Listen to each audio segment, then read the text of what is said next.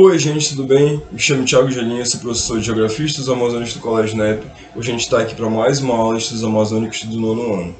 A gente vai continuar o que a gente falou na primeira aula, a gente estava falando sobre a Amazônia no período militar brasileiro, e agora a gente vai continuar e vai falar um pouco mais sobre as questões econômicas desse período aqui na Amazônia. Bora lá! Amazônia durante o período militar. A gente falou lá na primeira aula sobre o BASA, sobre a Sudam. A Sudam é a Superintendência de Desenvolvimento da Amazônia.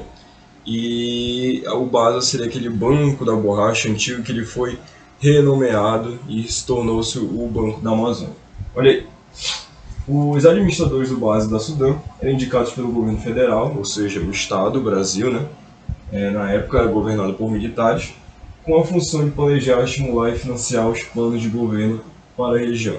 Ok, a gente já entendeu um pouco na primeira aula um pouco como funcionava a Sudam e como funcionava também o BASA, né? Acabei de falar aqui, Superintendência de Desenvolvimento da Amazônia, e o BASA sendo responsável por cuidar das finanças, da parte econômica aqui da Amazônia neste momento. E aqui, uma das atividades mais apoiadas foi a agricultura, porém os financiamentos só beneficiavam os latifúndios, das propriedades eram um progresso, pequenas o atraso. Aqui, uma das atividades que eu falei também na primeira aula, que a agricultura ela foi muito incentivada, exatamente porque o Brasil está fazendo muita importação de carne bovina, então era necessário, nesse momento, que aquele espaço ele fosse tomado por várias coisas, né? Por esses motivos aí de acabar um pouco com esse gasto de importação brasileiro e também, além de adentrar esse território, de integrar com o plano de integração deles, ganhava com isso, com a diminuição da importação e podendo escoar essa produção agrícola, quer dizer, essa produção da pecuária da nossa região, do nosso país para cá.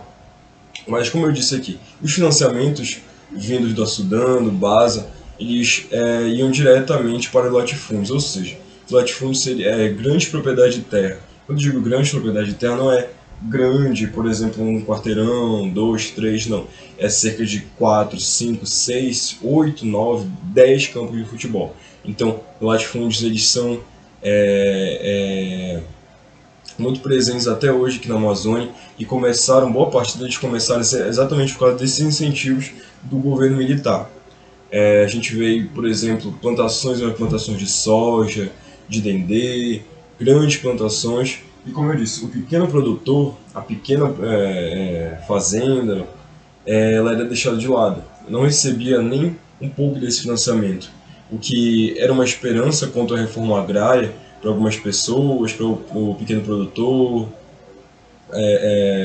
as empresas familiares, não foi absolutamente nada. A reforma agrária que estava sendo discutida bastante por João Goulart, antes de ele ter sofrido o golpe, né? Depois, agora, em 1970, 1970 e pouco, as pessoas que moravam no campo elas perceberam que a reforma agrária estava cada vez mais distante nesse governo militar. Valorizando somente os latifúndios, os grandes proprietários, as grandes fazendas, muitas dessas fazendas também tendo ligações com esses militares e com pessoas que estavam no governo. A integração nacional tinha como um dos objetivos escoar para a produção agrícola e pecuária nessa época aí, dessa grande integração, e o fator primordial dessa integração seria as rodovias e a integração rodoviária, né, a partir das estradas. Aqui, na integração, todo o país devia ser ligado por rodovias, como eu disse, algo que vinha sendo levado em consideração desde o de Juscelino Kubitschek, né, que a gente já falou aqui, beneficiando as indústrias do sul e dando novos empregos na construção. Aqui, integrar, como estava dito aqui, era exatamente para escoar essa produção daqui e fazer a produção do sul, também a produção industrial, chegar à região norte, facilitando assim um pouco as questões produtivas lá do sul e também levando matéria-prima para lá. E com tudo isso também gerando novos empregos a partir da construção dessas novas rodovias aí, o que era uma parte primordial do planejamento populista dos governos militares nessa época. Okay? Aqui, né? E os PDA seriam os Planos de Desenvolvimento da Amazônia, o que de alguma forma já estava desde o começo ali no DNA do período militar, da ideia que eles tinham de Amazônia. Os PDAs eles só vieram para se concretizar todos esses ideais. Olha aí, o Plano de Desenvolvimento da Amazônia, sendo parte do Programa de Integração, o PDA tinha o objetivo de planejar os investimentos e projetar a colonização da região pelos anos seguintes, para concretizar a integração construindo grandes estradas como a Transamazônica ligando o Norte ao Nordeste. Aqui, sendo parte do Programa de Integração, o PDA tinha o objetivo de planejar os investimentos e projetar a colonização. Vejam aqui, porque colonização, entre aspas, porque aqui nessa região já tinha muitas pessoas, muito historicamente falando já tinha acontecido, mas ainda era batido pelos governos essa questão de vazio demográfico, essas questões de que era uma região que não tinha ninguém, essas ideias ainda de índio, de que aqui não tinha uma região produtiva, enfim. E aqui da região pelos anos seguintes, para permitir a integração construindo grandes estradas como a Transamazônica. Transamazônica, que a gente falou na aula passada também, que é uma estrada que liga aí, aqui do Pará até o Nordeste. Essa seria a ideia dela, mas ela não foi concluída até hoje. E os trechos dela que ainda estão por aí, muitos ainda são um terreno barrento, um terreno difícil de se trafegar. Que é uma das estradas que falam que vai de nada a lugar nenhum. Então, a Transamazônica é uma dessas e foi um dos erros dos vários do período militar aqui.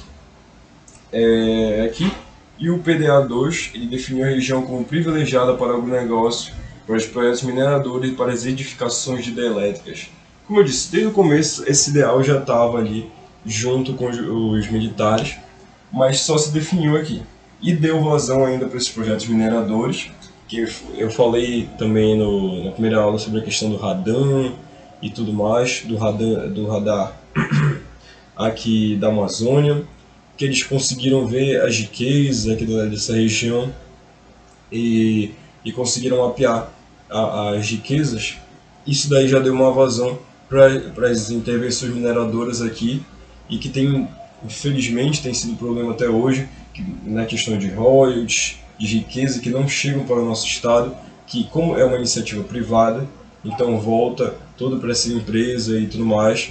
E claro, tem leis que dizem que eles devem incentivar os empregos, urbanizar as cidades onde eles estão, o que talvez possa acontecer, mas não é o suficiente para o tanto que a nossa natureza, do tanto que é desgastado aqui contra questões mineradoras, do risco que é muito grande que nós temos aqui. Se a gente lembrar um pouco, ano passado, ano retrasado, não sei, teve o desastre de Mariana, que foi uma das barragens que foi rompida, e aqui na Amazônia a gente também tem uma barragem que está sofrendo riscos de ser rompida também, como aconteceu em Mariana, e o desastre pode ser muito maior, que é uma barragem que fica lá, ali em Barcarena, perto da Vila dos Cabanos, e pode acontecer um desastre tão grande quanto ou maior.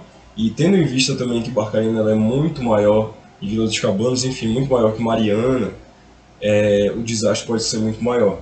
Então, os riscos que a natureza, a fauna, o desgaste geológico que acontece aqui, não é nada perto do que eles possam trazer de dinheiro, de incentivos para cá, para a nossa região. Então, é uma situação bem complicada, assim, tal qual as hidrelétricas também, que foram incentivadas nesse momento aí. Hidrelétricas que, se a gente citar aqui Belo Monte, uma das mais novas hidrelétricas aí, ela teve bastante controvérsias na sua construção. As hidrelétricas, para elas se fazerem produtivas, elas precisam fazer uma barragem aí e aumentar o nível do rio em alguns setores e diminuir em outros. Isso daí afeta a fauna dos rios, os peixes, afeta os pescadores, quem vive da pesca, afeta as matas ciliares, ou seja, as matas próximas ali dos rios, que são alagadas, áreas que eram de terra firme, elas são alagadas agora. E isso daí afeta também as pessoas que moram nesse redor, os ribeirinhos, afeta os índios que moram, afetam a fauna que mora nessas margens do rio, que tinham como aquela região como área de terra firme, mas agora vem toda alagada. Aqui no Pantanal brasileiro a gente tem algumas regiões que já foram totalmente de terra firme e hoje são todas alagadas, e tem muitos animais que moravam nessa região sendo espécies em extinção agora, uma extinção forçada da sua espécie. Essas são as controvérsias, principalmente de Belo Monte, que é mais ou menos ali com uma hidrelétrica reserva, né? Que a gente sofreu alguns tempos com alguns apagões aqui no Brasil, então a hidrelétrica meio que é a solução contra esses apagões, visto que as hidrelétricas de Tucuruí já não estavam, Tucuruí e outras não estavam dando conta de abastecer a região sul, então Belo Monte teve que, quer dizer, dava conta, mas enfim, Belo Monte veio aí como se fosse uma reserva aí para Tucuruí, sendo que aquela região por cerca de 6 a 5 meses ela fica uma região seca de água, então é difícil ter uma hidrelétrica numa região que fica seca. Então essas são as controvérsias aí que giram em torno de Belo Monte e também giraram em torno aqui da região do projeto de Tucuruí, nesse momento aqui do período militar. E aqui, o projeto atraiu muitos nordestinos, sendo assim a mão de obra necessária nesse momento aí. A gente falou também, acho que você deve saber de outros anos, enfim, os nordestinos eles vieram para cá também no período da borracha.